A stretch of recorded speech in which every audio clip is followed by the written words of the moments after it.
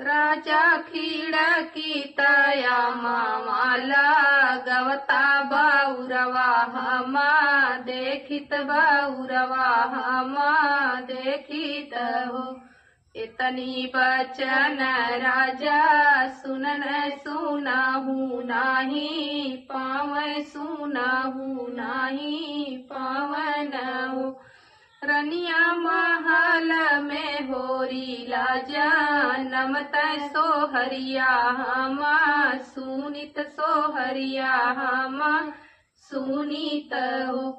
इतनी बचन रनिया सुननी सुनाहू नाही पावै सुनाहू नाही पावनी हो।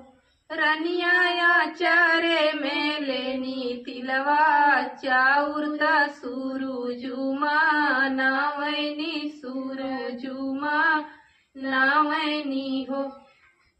सूरजू देई देता गोदी में लालनवा पुरुख तनवा मारै पुरुख तनवा मारन हो।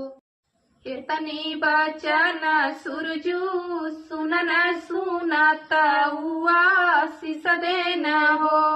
तिरिया जुके नामा ए माहिनवा होरी लवा तोहरे होई है महलिया उठी सोहर महलिया उठी सोहर हो। तिरिया जुके नामा ए माहिनवा होरी लवा तुहरे होई है महलिया उठी सोहर हो।